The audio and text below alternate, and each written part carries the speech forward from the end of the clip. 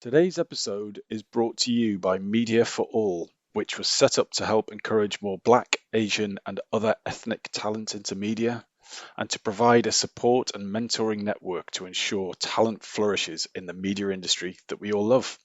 If you're looking for a mentor or would like to mentor young ethnic talent, check them out at mediaforall.org.uk, and it is all 100% free.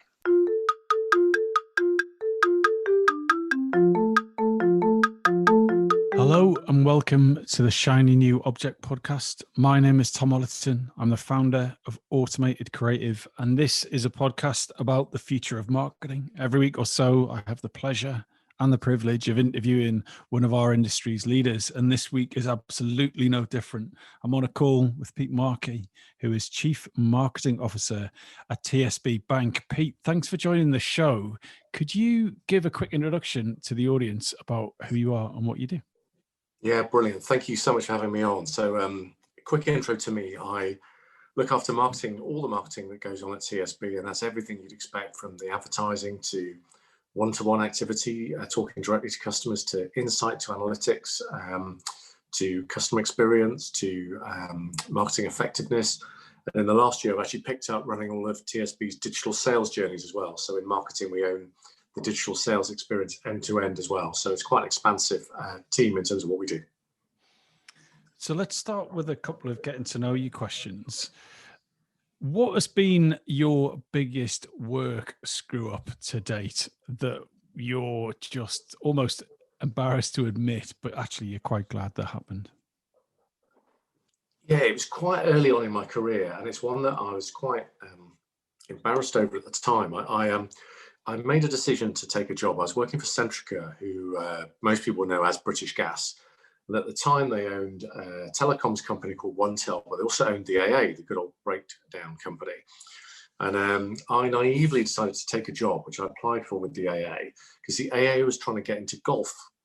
And I knew nothing about golf. I still know very little about golf, but I thought, yeah, it's the AA, different chance to work on a different brand. And the AA were trying to launch like a loyalty membership scheme, both for people that were members of golf clubs and people that weren't, and also a B2B deal for golf clubs to help them buy manure and wine and stuff a lot cheaper.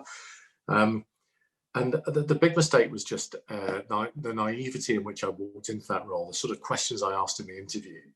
And just the lack of interrogations on what was really going on, and also to question what the heck were the AA trying to do getting into golf in the first place. And it turned out it was, I think, one of the chairman's sort of brainwaves. And so I walked into this project, and to cut a very long story short, it sort of blew up on itself about 12 months later. And my role there ended up being made redundant. And the first impression is really just that the business case was really poor. There was really bad investment. It was a project that wasn't much loved or sponsored in the business. So if you worked on it, you were sort of not in the popular team. And it just didn't have, therefore, the level of sponsorship to succeed. And also, the golf clubs and golfers didn't really want it or need it either. There were better schemes out there. And I found that actually, working on a project with golf clubs is quite hard because they're all so different. It's like classic segmentation challenge. All of them are so different. It's even hard to cluster them. And also, there weren't great databases at the time. This is back to kind of 2001 to help you kind of work off as well. So why was it a failure for me was I just didn't ask enough questions really about what was going on. I should have done a lot more due diligence on the project and the work. And actually, I think there's something about going into something you're passionate about. Look, golf's an amazing sport. I'm not great at it. I play it from time to time. But I think it does not help if you're passionate about something like that. And I think it really matters for those kind of things. Particularly if you want to work in some kind of sports marketing or sports sponsorship, you really need to love that sport or be passionate about it. So those are my learnings. Ask more questions and do work that you're really passionate about, not work that you sort of haven't done enough thinking about in the first place. Yeah, it really reminds me of a guest. I can't quite remember who it is on this podcast. I'll look it up in a sec. Who said that when you get into marketing, you should always decide whether you want to get into marketing a very specific thing, like golf or food or whatever it is, or you just really like marketing, in which case it doesn't matter what you market. And I think that in that role, it sounds like, yeah, if you'd been a golf nutter, it probably would have helped. But tell me about the how you got out of that situation. So you were made redundant, or the role was dissolved. Yeah. What was your thought process then? I was hard. I mean, I was at a stage where my son was a few months old, and you sort of go through this thing of like, oh golly, I've just made this move from a really good job at British Gas into this. And at the time, I was on like one of those sorts of, succession plan things where people look at me and go, oh, in a few years' time, this guy could do X, Y, and Z. And then you arrive on a project that literally within a year crashes and burns. So it was quite hard at the end of it, because you sort of end up in this project that's seen as a failure, and you get connected with this thing that's failed. So it's very hard trying to find another job within Centrica. So I was really looking outside. There was actually an old boss of mine who I'd worked with at British Gas, who'd gone to the telecoms division, OneTel, and he heard what was going on and picked up the phone. He said, look, come and have a chat. And through that chat, I ended up getting a role, a marketing effectiveness and planning role within that business that kept me in Centrica, but took me out of this doomed project. And the project limped on. It limped on for exactly another 12 months, to the point where I, to beyond the point I was made redundant from the job. But it was hard. It's hard at any stage, but particularly at that stage when you sort of felt you're on a bit of a trajectory in your career, to be sort of chucked on the scrap heap like that was a hard. It was very humbling, to be frank, but it was like a hard learning curve. And what advice would you give to people who are in that position now? Because there's obviously a lot of jobs that have been massively affected this year. What would be your post-event advice on how people should pick themselves up and dust themselves off and move forward? Yeah, I mean, I've actually been made redundant, I think 3 times. That was the first time. And I think for me, first of all, I think there's a separation between, I know this is slightly semantics, but they're important around, you're not being made redundant, your role is. Your role's not needed, but it doesn't mean you're not needed somewhere else. And I think it's an important distinction, because often we connect ourselves so much with the jobs we do as part of our identities wrapped up in it. And what you can feel like is that, your role's not needed, therefore you're not needed. So that's not the message. You are needed. You're just not needed in that role in that company. And so I've always found, you can pick yourself back up again. You can find the next opportunity. And it's about digging into what makes you, what unique skills, what unique abilities you can bring, and then learning how to market that to the future next company you're going to work in. And a lot of this is about marketing, isn't it? I mean, actually, often we get so good or so focused on the marketing task within the organization we're in, we forget one of the core things we should be pretty good at is marketing ourselves. So my encouragement would be for people to take the time, dig deep, reflect, look at what brings, what is uniquely, what's a special source that they bring or could bring to an organization, and to double down on marketing that and finding the opportunities where they're needed and where they can add value, would be my advice. I appreciate, though, that the last 9 months and what we've been through are slightly exceptional circumstances. I know the job market is hard out there, but my encouragement to people would be that my experience is you can come back from redundancy, and you can come back stronger and find roles where you're more needed, and you can drive real change and be really sort of satisfied in that role too. So what has been the best investment of your own time, energy, or money in your career in the last 5 years? So about just under 2 years ago now, I reached one of those kind of moments in life of, it'd been 10 years since I finished doing an MBA, and I was thinking, well, look, I've done all this academic stuff, I've been doing certain things in my career, but I really wanted to not stop learning. And I think you learn every day in the day job. And I thought, I really don't want to go out to academia again. And I was having this sort of thinking process when I was queuing up to buy, really boring, but buy my annual rail pass, which is a really boring thing to do. But on this occasion it wasn't, because in the queue, when you're queuing up, there's like a poster board, and on there was an advert for something called Dingbats Improv, and it was, come and learn improvised comedy in like a fun environment. And it was in the theatre just below the local station where I live. And so I was thinking, what, actually, I quite fancy having a go at that. And part of what encouraged my son's training to be an actor, so I'd learned a lot from seeing what he was doing, and he's now second year at drama school. I'd never had any desire to act. I've never really acted. I'd never seen myself sort of being on the stage doing anything like that. But I thought, you know what, I'll go and give it a go. And so I've literally, and this has continued in lockdown because we do it on Zoom every Monday night now, but every Wednesday night, face to face at the time, I was going along for these lessons, only like £5 each, so really a low cost investment every week. But just meeting different kinds of people and doing improvised comedy. And so improvised comedy is not stand up, so you don't have a preset routine, you don't have a routine you rehearse, you have no script. You're with at least one other person and you're given a couple of words to work with, and you've got techniques you learn, but you are literally making stuff up. Everything is made up on the spot in the moment. You can't rehearse any more than knowing the technique, because everything else is made up. And the reason that's been such a good investment for me is, whilst I've always been okay at thinking on my feet, actually, I think what I started to realize in more of the jobs I've done, and maybe also because I've been in a few financial services jobs over the last 10 years, that train you to be more analytical. Not that that's bad, but I started to realize maybe the more creative, spontaneous creative side of me was not being quite stimulated in quite the same way. And I've really found that whole side of me has come to life again over the last couple of years, because you can't beat that kind of crazy, scary moment of having to make stuff up and hope that it's funny when you're acting something out with someone on the spot. So I've learned so much. I mean, it's helped me a lot in the day job to be more spontaneous in the moment. I know my team have noticed a difference. And the kind of culmination of this was almost a year ago. I managed to rope 9 other CMOs, so 10 of us in total, to together do a crash course in improvised comedy over 8 weeks, which we did January and February this year. And then to put on a show for Comic Relief that we did on March the 3rd of this year, where we raised £30,000 for the charity. And that was amazing, 10 CMOs. And a number of us didn't actually know each other at the time. It was a group that I'd helped to pull together.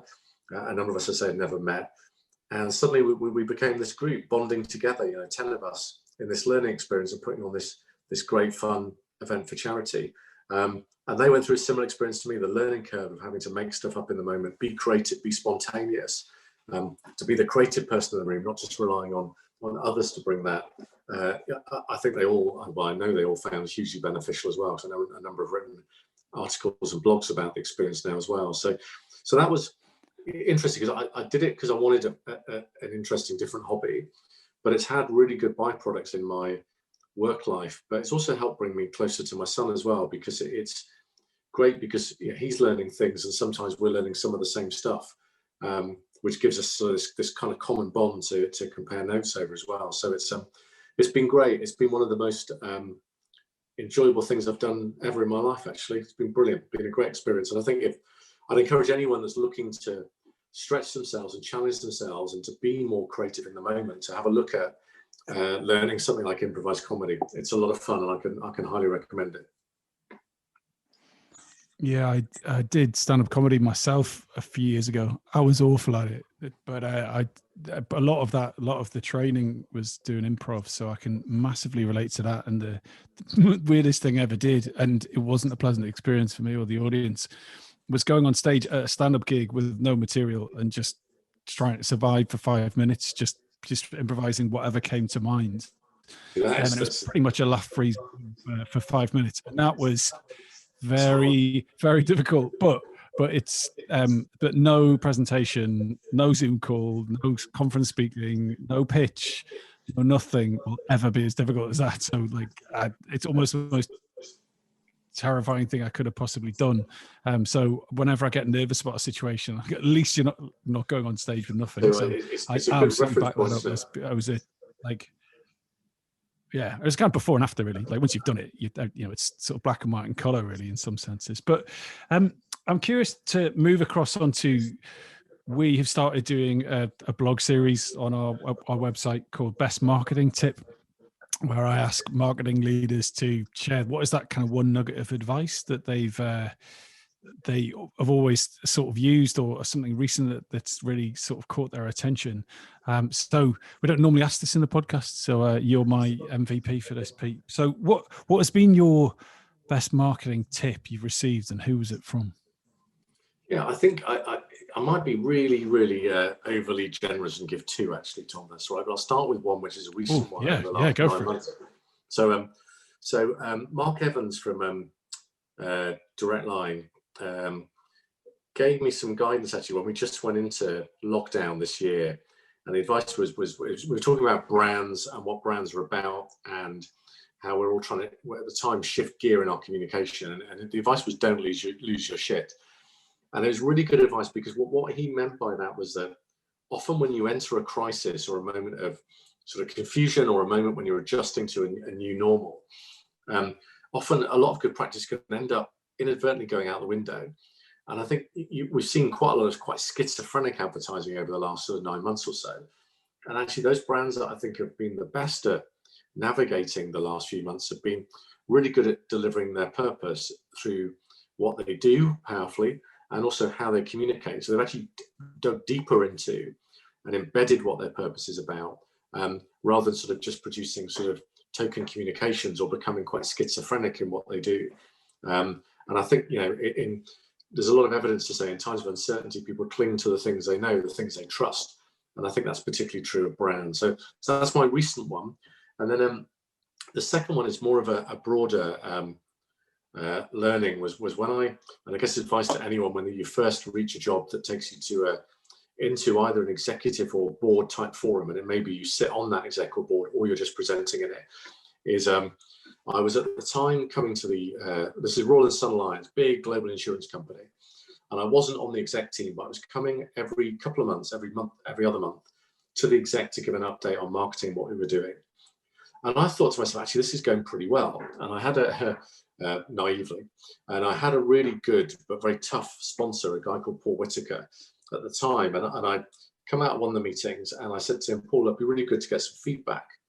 And the feedback was so tough but so good, it stuck with me. And he said, Pete, he said, you keep trying to prove to us you're good at marketing. You would not be sat around that table doing what you're doing if you weren't good at marketing. Everyone's looking at you to be a great leader that's bigger than just marketing. And it just hit me. And one of the best bits of advice I've been given is about that marketing has a bigger role to play as a change agent in the business. And actually, often, and I see people do it around me, where so often we try and convince people we're really good at this marketing thing. And actually there are moments when we do need to show marketing brilliance. It's so true. But when you reach a certain level of an organization, or a certain expectation, particularly around a senior leadership table, your role is to be a broader change agent. Yes, you need to talk about purpose, proposition, brand, digital data, and so on. But actually the impact you can have is so much more on the wider organization. So it's a broader tip than just marketing, but this idea about being a bigger leader and having more impact on the business than just in your own area is really key. So at the heart of that whole thing about don't lose your shit is, I think, about staying grounded, staying true to your purpose, even in times that are unsettling, and also being that bigger leader, and using marketing as your platform to drive bigger, more effective, better business change as a result as well. Brilliant. And thanks for sharing both of those.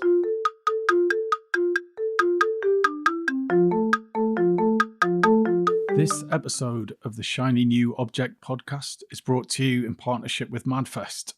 Whether it's live in London or streamed online to the global marketing community, you can always expect a distinctive and daring blend of fast-paced content, startup innovation pitches, and unconventional entertainment from MadFest events.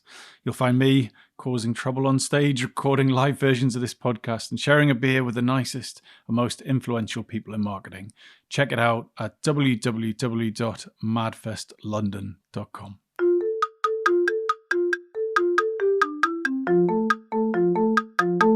We're coming to the halfway point of the podcast now, and we're going to talk about your shiny new object. And you're unusual here. I'm not sure, maybe even unique in just talking about a specific company. And the business is called InfoSum. I learned about literally 25 minutes ago. So, Pete, can you tell us who are InfoSum? What do they do? And how are you working with them?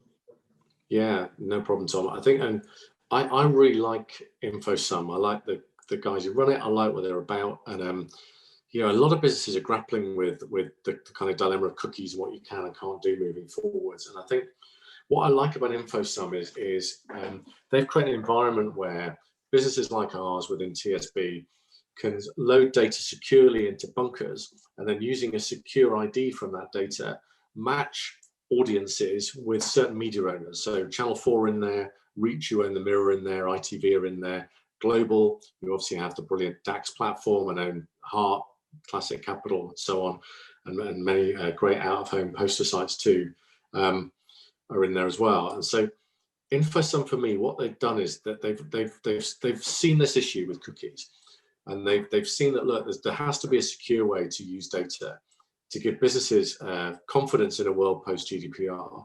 and actually have looked also at marketing effectiveness to go, actually also there's got to be a better way. Perhaps you could buy media that's slicker and more effective. And so I just think that they've arrived at a really great time. They've also done a really good job at engaging and getting really top-notch media owners on board very early doors. And I think they're very well placed in terms of what they do and what they're offering at a pivotal sort of crossroads for businesses. So can you just take it back one step and give us a bit more of a kind of basics introduction? So that's kind of top level, but how does a business work with InfoSum? What, for someone who is interested in that sort of top line, what would be a kind of how does it work? Help us understand the way that they process data and provide value. Yeah, no worries. So in essence, I mean, we've got a direct contractual relationship with them, although we were introduced through the 7 Stars, our media agency. And so I guess the easiest reference point is if you're a business that has customers and you want to find a better way to connect with your customers using paid for media, or to find people that are like you or look like your customers through paid for media, InfoSum allows you to do that in a secure way. Because if you've got any data in your business, you'll have, quite rightly, governance and regulation around what you can and can't do. What's great with working with InfoSum is their model is built completely understanding that. We went through a heck of a lot of due diligence beforehand with them, with our media agency, and making sure we were happy with the security which they provide, which obviously we are. And so, in essence, what then happens is the data, as I say, is loaded, which we as a company load. You put into this secure bunker. The data is then using a mathematical algorithm is anonymized. So at no point does anyone apart from you see your own data. That's what's so powerful here, because it's all matched on algorithms, and so it's very, very clever. So in essence, Tom, to answer your question, if you're looking for a secure, safe way to better reach your own customers or people that look like your customers in a world where we're moving beyond cookies, and you want to stay GDPR compliant, this is an example of a business that would help you to do that, and also helps you tap into really top-notch media owners and their inventory in a really modern and relevant and fresh way. So, as I say, Channel 4, ITV, Reach, Global, and others are in there. And it's closest to some form of programmatic buy-in there as well. So it's really, really exciting in terms of what the offering is all about. And so if I understand it properly, that you put your kind of CRM data in there, so that's like names and email addresses and any kind of single customer view stuff you have on a person or persons, and then they create a new user ID, like a kind of post algorithm user ID, and then that acts as a signal to the media owners. Is that right? Yeah, exactly right. And because it's all again anonymized, is you're never ever swapping real data. It's just matches. They've got a very clever behind the scenes algorithm that works behind and means that you match, but at no point is anyone swapping data with each other. It's very clever. And what's the background of that business? I'm curious to know where they came from. Did you meet the founders? Yeah, I'll be honest. I don't know too much about the history, other than they've come onto my radar this year because we changed media owner to the agency, to the 7 Stars, and one of the challenges I set them is what I call Project North Star, and this came up in the pitch process because for me the best agencies are those that really push you and drive you forward. They're not there to appoint an agency to help you keep the lights on. You appoint an agency to drive you to the next level of effectiveness in this context. And it came out of that project for actually, if we at TSB as a business want to be at the forefront of the latest innovations in how we use data and how we reach audiences, how do we do that? And InfoSum came to light because of this, because we wanted to be, one of the first at moving in this direction and to take the advantage of opportunities like this.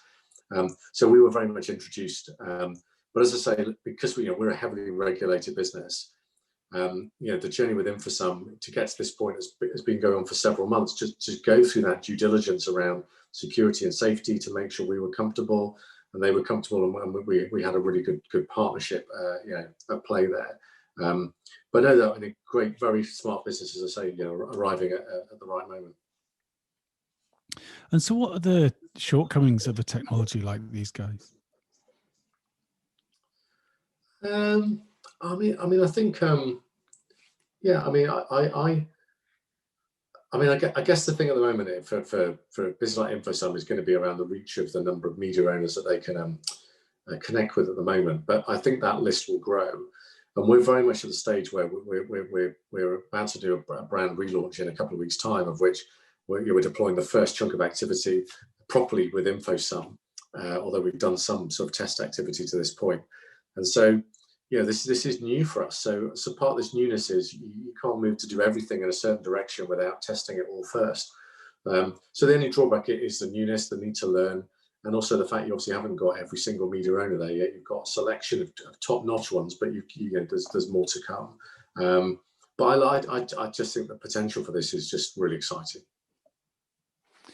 And so, you said that 7 Stars brought this to you as an opportunity? I'm curious to hear about that relationship. Do you employ 7 Stars in a kind of innovation capacity? Do you say, look, can you bring us startups or new opportunities on a regular basis, or was it like a particular problem? I heard this on a podcast this morning, a bleeding neck problem that really needed to get sorted out straight away. Yeah, just help me understand how that opportunity came around.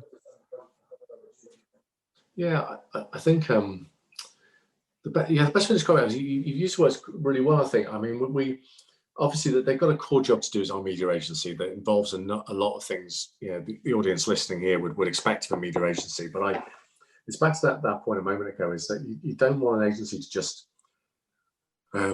do what they're told. I mean that in the context of, I've seen agency relationships deteriorate when you end up telling a media agency, book me some TV and book me some press, or, that's completely the wrong way around. And at the heart of the pitch process of moving to 7 Stars was finding a true partnership where someone that we could work with strategically on driving our business and our approach to marketing and media buying forwards.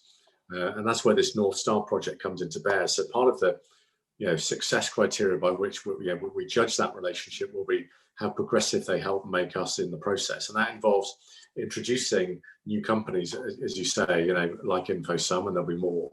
And also just introducing new media opportunities, for that may be of interest. That may be through more what you might call more traditional linear opportunities like TV, or it may be through more cutting edge innovations like InfoSum. But the key bit is I really want the business I'm in to be at the forefront of where marketing is going and where marketing needs to be. I never want to, my view is always you're only as good as the last campaign you've run. So a lot of, I think, the energy and focus needs to be on the what's next, what's coming next, and how do we keep ahead of and keep an edge on those who are in the same market as us. And that's things like InfoSum and work we're doing. We've also got a big partnership with Adobe. Those sorts of things fit directly into that mantra as well. Brilliant. I think that's an absolutely lovely way to leave the podcast. If someone is inspired and moved by what you said today, how would you like them to get in touch with you? Yeah, I'd be really happy for people to drop me a message on LinkedIn. Tom, is probably the best way to connect with me. Otherwise, they can contact me at, I've got my email address for at least till the end of January, because I've got a new role coming up in February. Is peter.markey@tsb.co.uk. So if people want to reach me there, feel free to contact me as well. And happy to get feedback and happy to answer any other questions. Or even Dingbat's Comedy Club, who knows? Well, they can. Actually, if you Google dingbatsimprov.com, you can join us every Monday night for Zoom-style improv lessons. That's a good plug. Dingbat's Improv. There you go. Brilliant. That's fantastic. Pete, thank you so much for your time. Pleasure. Thanks for having me on.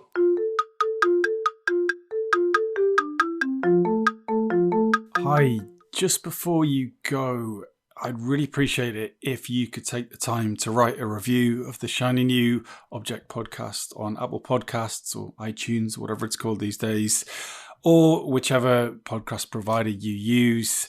We're an indie podcast, so it would go a long way for us if you could just share the word and give us a bit of a support on those channels. That'd just be fantastic. If you haven't got time, that's also cool.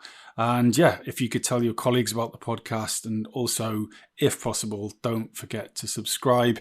And I'd love to hear your feedback. If you'd like to speak on the podcast or be a guest, or you think I'm asking the wrong questions, anything, I'd be super interested to hear what you think. So please email me at tom@automatedcreative.net. That's TOM at, I'm not going to bother spelling it. Anyway, you'll work it out. Thanks so much.